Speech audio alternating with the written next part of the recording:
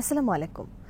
যুক্তরাষ্ট্রের president Donald Trump বলেছেন, অনেক আগেই আমাকে নোবেল পুরস্কার দেওয়া উচিত ছিল। পাকিস্তান সৌদি নিরাপত্তা জোটে অন্য আরব দেশের যোগদান ঠেকানোর চেষ্টা যুক্তরাষ্ট্রের। 4 সপ্তাহের মধ্যে ট্রাম্প পুতিন বৈঠক। আফগানিস্তানে আবার চালু হয়েছে ইন্টারনেট। রাস্তায় নেমে আনন্দ প্রকাশ লোকজনের। জাপানে টাইফুন মিসাইল মোতায়েন যুক্তরাষ্ট্রের। তুরস্ক তাদের নিজস্ব তৈরি কান যুদ্ধ বিমানে কোনো বিদেশি ইঞ্জিন ব্যবহার করবে না। যুক্তরাষ্ট্র রাশিয়ার পাল্টাপাল্টি যুদ্ধ প্রস্তুতির ঘোষণা। বিরিভিউজ ইনফোটেনমেন্টে স্বাগত জানাচ্ছি আমি তানজিলা হক। আজ জানাবো প্রতিরক্ষা সংক্রান্ত গুরুত্বপূর্ণ কিছু খবর। যুক্তরাষ্ট্রের আশঙ্কা, সৌদি আরবের মতো আরো বিভিন্ন দেশ পাকিস্তানের সাথে ন্যাটো আদলের প্রতিরক্ষা চুক্তি করতে পারে। সেজন্য ডোনাল্ড ট্রাম্প চলতি সপ্তাহে এক নির্বাহী আদেশে বলেছেন, ইসরায়েল যদি পুনরায় কাতারে হামলা করে তাহলে যুক্তরাষ্ট্র কাতারকে রক্ষায় সামরিক পদক্ষেপ নেবে। কেবল তাই নয়, 29 সেপ্টেম্বর হোয়াইট হাউসে বৈঠকের আগে ট্রাম্প নেতানিয়াহুকে বাধ্য করেন কাতারের কাছে ক্ষমা চাইতে আগের হামলার জন্য। কাতারকে রক্ষায় যুক্তরাষ্ট্রের নিরাপত্তা গ্যারান্টি বিষয়ক ট্রাম্পের নির্বাহী আদেশ বুধবার প্রকাশ করা হয়েছে। গত 9 সেপ্টেম্বর ইসরায়েল বিমান হামলা চালায় কাতারে, অথচ কাতারে রয়েছে মধ্যপ্রাচ্যে যুক্তরাষ্ট্রের সবচেয়ে বড় সামরিক ঘাঁটি। কিন্তু এই ঘাঁটি কাতারের কোনো কাজে আসেনি ইসরায়েলের হামলা থেকে রক্ষায়। এছাড়া মধ্যপ্রাচ্যে রয়েছে যুক্তরাষ্ট্রের মোট 30টি সামরিক ঘাঁটি। এইসব ঘাঁটির পেছনে আরবরা ট্রিলিয়ন ডলার খরচ করেছে। গত মে মাসেও ট্রাম্প সফরের সময় সৌদি আরব, কাতার ও সংযুক্ত আরব আমিরাত মিলে যুক্তরাষ্ট্রের কাছ থেকে অস্ত্র ক্রয় সহ $3.5 ট্রিলিয়ন বিনিয়োগ চুক্তি করেছে। অথচ সেই যুক্তরাষ্ট্র ইসরায়েলকে অনুমতি দিয়েছে কাতারে হামলার জন্য। 9 সেপ্টেম্বরে হামলার পর সমস্ত আরবদের মধ্যে চরম নিরাপত্তাহীনতা সৃষ্টি হয়। এর ফলে গত 18 সেপ্টেম্বর সৌদি আরব পাকিস্তানের সাথে ন্যাটো আদলের প্রতিরক্ষা চুক্তি করে। এই চুক্তির ফলে সৌদি আরব আক্রান্ত হলে পাকিস্তানের উপর আক্রমণ হিসেবে গণ্য হবে। একইভাবে পাকিস্তান আক্রান্ত হলে সৌদি আরব আক্রান্ত বলে গণ্য হবে। এই অবস্থায় এক দেশ অপর দেশকে রক্ষায় এগিয়ে আসবে। সৌদি পাকিস্তানের সামরিক চুক্তি গোটা বিশ্বের সামরিক অঙ্গনে ব্যাপক কৌতূহলের জন্ম দেয়। অন্য আরও আরব দেশ পাকিস্তানের সাথে এ ধরনের চুক্তিতে আগ্রহ হয়ে উঠতে পারে বলে জোর আলোচনা চলে। এ অবস্থায় টনক নড়ে যুক্তরাষ্ট্রের। ফলে ট্রাম্প বাধ্য হন কাতারকে রক্ষায় নিরাপত্তা গ্যারান্টির বিষয়ে ঘোষণা দিতে। যুক্তরাষ্ট্রের প্রেসিডেন্ট ডোনাল্ড ট্রাম্প বলেছেন, আমি মনে করি আমি নোবেল শান্তি পুরস্কার পাওয়ার উপযুক্ত। আমাকে যদি নোবেল পুরস্কার দেওয়া না হয় তাহলে সেটা হবে যুক্তরাষ্ট্রের মানুষদের অবজ্ঞা করা শামিল।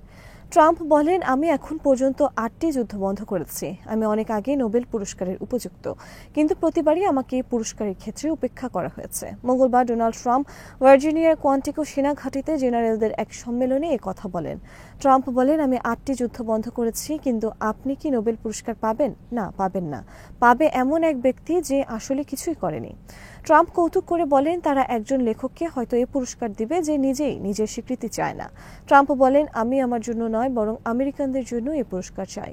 ট্রাম্প বলেন, আমি এখন পর্যন্ত Cambodia, Thailand, Kosovo, Serbia, Congo, Rwanda, Israel, Iran, মিশর, ইথিওপিয়া, আর্মেনিয়া, আজারবাইজান এবং ভারত পাকিস্তান যুদ্ধ বন্ধ করেছি। চলতি বছর প্রথমে ইসরায়েল এবং কম্বোডিয়া ট্রাম্পকে নোবেল শান্তি পুরস্কারের প্রস্তাব করেন। এরপর পাকিস্তানও ট্রাম্পের পক্ষে প্রস্তাব করেন। মঙ্গলবার কোয়ান্টিকো ঘাঁটিতে আকস্মিক সারা বিশ্বে যুক্তরাষ্ট্রের সামরিক ঘাঁটির জেনারেলদের সম্মেলন ডাকা হয়। এই সম্মেলনে প্রতিরক্ষা মন্ত্রী হেগসেথ জেনারেলদের যুদ্ধের জন্য প্রস্তুত থাকার নির্দেশ দেন। তিনি বলেন, কেবল যুদ্ধের জন্য নয় বরং জেতার জন্য প্রস্তুত থাকতে হবে। হেগসেথ বলেন, আমরা যুদ্ধ চাই না, আমরা শান্তি চাই, কিন্তু শান্তির জন্য মাঝে মধ্যে যুদ্ধ করতে হয়। আমাদের যুদ্ধ শান্তির জন্য। আকস্মিক জেনারেলদের এই সম্মেলন এবং যুদ্ধের জন্য প্রস্তুত থাকার নির্দেশনা নিয়ে সারা বিশ্বে সমরাঙ্গনে কৌতূহলের জন্ম নিয়েছে। এ নিয়ে আলোচনা প্রসঙ্গে রাশিয়ার পক্ষ থেকেও বলা হয়েছে, আমরাও যুদ্ধের জন্য প্রস্তুত আছি। এদিকে যুক্তরাষ্ট্রের সাথে ভারতের সম্পর্ক যখন চরম তিক্ততা চলছে, তখন ভারতের রাজস্থানে শুরু হয়েছে 15 দিন ব্যাপী ভারত রাশিয়া যৌথ সামরিক মহড়া। এর আগে গত এপ্রিলে দুই দেশের নেভি বঙ্গোপসাগরে যৌথ মহড়ার আয়োজন করে। 4 সপ্তাহের মধ্যে বৈঠকে বসতে যাচ্ছেন যুক্তরাষ্ট্রের প্রেসিডেন্ট ডোনাল্ড ট্রাম্প ও চীনা প্রেসিডেন্ট শি জিনপিং। চলতি মাসের শেষের দিকে দক্ষিণ কোরিয়ায় অর্থনৈতিক সম্মেলনে দ্বিপাক্ষিক বৈঠক হবে উভয় নেতার। ডোনাল্ড ট্রাম্প বুধবার তার ব্যক্তিগত সামাজিক যোগাযোগ মাধ্যমে এক পোস্টে এ তথ্য জানান। ডোনাল্ড ট্রাম্প বলেছেন, আমি 4 সপ্তাহের মধ্যে চীনা প্রেসিডেন্ট শি জিনপিং এর সাথে আলোচনায় বসতে যাচ্ছি। এই আলোচনার বিষয় হবে সয়াবিন তেল। চীন আমাদের কাছ থেকে সয়াবিন তেল কিনছে না।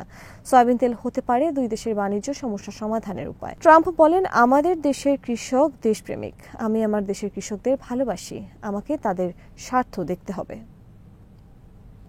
তুরস্ক জানিয়েছে তারা তাদের নিজস্ব তৈরি কান ফাইটার জেটের জন্য কোনো বিদেশি ইঞ্জিন ব্যবহার করবে না। এই বিমানের ইঞ্জিন তুরস্ক নিজেই তৈরি করছে। তুরস্কের পররাষ্ট্রমন্ত্রী হাকান ফিদান এবং প্রেসিডেন্সি ডিফেন্স ইন্ডাস্ট্রিজের প্রধান হালুক গরগুন মঙ্গলবার বলেছেন, কেবলমাত্র কান বিমানের প্রোটোটাইপের জন্য যুক্তরাষ্ট্রের তৈরি ইঞ্জিন ব্যবহার করা হয়েছে, কিন্তু সিরিয়াল প্রোডাকশনের ক্ষেত্রে বিদেশি কোনো ইঞ্জিন ব্যবহার করা হবে না। কান ফাইটার জেটের জন্য তুরস্কের তৈরি ইঞ্জিনের নাম দেওয়া হয়েছে TF-35,000। 2023 সালে তুরস্ক তাদের নিজস্ব তৈরি 5th জেনারেশন স্টেলথ ফাইটারের প্রোটোটাইপ বা মডেল বিমান হাজির করে। 2024 সালে প্রথম আকাশে ওড়ে এটি। 2028 সালে বিমানটির ম্যাস প্রোডাকশন শুরু হবে। ইতিমধ্যে ইন্দোনেশিয়া 48টি এই বিমান কেনার চুক্তি করেছে। তুরস্ক যুক্তরাষ্ট্রের কাছ থেকে 101টি F-35 ফাইটার জেট কেনার চুক্তি করেছিল, কিন্তু রাশিয়া থেকে S-400 মিসাইল সিস্টেম কেনার কারণে 2020 সালে যুক্তরাষ্ট্র তুরস্কের কাছে F-35 বিমান বিক্রি বন্ধ করে সামরিক নিষেধাজ্ঞা আরোপ করে। এরপর তুরস্ক জোর দেয় নিজেরই 5th জেনারেশন ফাইটার জেট উদ্ভাবনে। বর্তমানে যুক্তরাষ্ট্র, রাশিয়া ও চীনের পর তুরস্ক হল চতুর্থ দেশ যারা নিজেরা এ ধরনের যুদ্ধ বিমান তৈরি করেছে। ফাইটার জেট ইঞ্জিনের পাশাপাশি হেলিকপ্টার ইঞ্জিনও তৈরি করেছে। আফগানিস্তানে আবার চালু করা হয়েছে ইন্টারনেট। বুধবার নতুন করে ইন্টারনেট চালুর পর আফগানিস্তানের অনেক মানুষ রাস্তায় নেমে আনন্দ প্রকাশ করেছে। ইন্টারনেট ভিত্তিক নানা ধরনের অনৈতিক কর্মকাণ্ড প্রতিরোধ করার লক্ষ্যে গত সোমবার তালেবান সরকার বন্ধ করে দেয় সারা দেশের ইন্টারনেট। একই সাথে বন্ধ হয়ে যায় ইন্টারনেট ভিত্তিক বিশাল টেলিফোন নেটওয়ার্ক। এর ফলে গোটা বিশ্ব থেকে বিচ্ছিন্ন হয়ে যায় আফগানিস্তান। ধস নামে ব্যবসা বাণিজ্যে বিপর্যয় দেখা দেয় বিমান ওঠানামায়। দেশে বিদেশে ব্যাপক সমালোচনা এবং চাপের মুখে পড়ে হঠকারী তালেবান সরকার। ফলে বুধবার আবার ইন্টারনেট চালু করতে বাধ্য হয়। 2021 সালে ক্ষমতা গ্রহণের পর তালেবানরা বন্ধ করে দিয়েছে নারী শিক্ষা। প্রাথমিক স্তরের পর মেয়েদের আর শিক্ষা প্রতিষ্ঠানে যেতে দেওয়া হয় না। জাপানে টাইফুন মিসাইল সিস্টেম মোতায়েন করেছে যুক্তরাষ্ট্র। ফিলিপাইন, তাইওয়ান, দক্ষিণ চীন সাগর সহ বিভিন্ন ইস্যুতে যুক্তরাষ্ট্র চীন বিরোধের প্রেক্ষিতে জাপানে যুক্তরাষ্ট্রের এই মিসাইল সিস্টেম মোতায়েন নতুন মাত্রা যোগ করেছে। টাইফুন মিসাইল সিস্টেমের মাধ্যমে মাঝারি পাল্লার SM-6 এবং টোমাহক ক্রুজ মিসাইল উৎক্ষেপণ সম্ভব। টাইফুন মিসাইল সিস্টেমের সাহায্যে 500 কিলোমিটার দূরে ভূমি ও সাগরে লক্ষ্য বস্তুতে আঘাত করতে সক্ষম। চীনের উপকূল ভাগ এই মিসাইল সিস্টেমের আওতায় পড়েছে। এদিকে যুক্তরাষ্ট্র ফিলিপাইনে গড়ে তুলতে যাচ্ছে তাদের নেভির জন্য বিশাল এক অস্ত্র গুদাম ও রক্ষণাবেক্ষণ কেন্দ্র। সুবিক পেতে 25 বর্গমাইল এলাকা জুড়ে গড়ে তোলা হবে এই অস্ত্র গুদাম কেন্দ্র। ভবিষ্যতে এখানে গড়ে উঠতে পারে অস্ত্র নির্মাণ কারখানা। যুক্তরাষ্ট্রের এসব পদক্ষেপ চীনের জন্য বড় ধরনের হুমকি হিসেবে আবির্ভূত হচ্ছে। আজ এখানেই শেষ করছি। সমরাস্ত্র প্রতিরক্ষা ও কূটনীতির নানা তথ্য জানতে চোখ রাখুন বিডিভিউজ ইনফোটেনমেন্টে। চ্যানেলটি ভালো লাগলে সাবস্ক্রাইব করুন। সংযুক্ত থাকুন আমাদের ফেসবুক পেজে। আল্লাহ হাফেজ।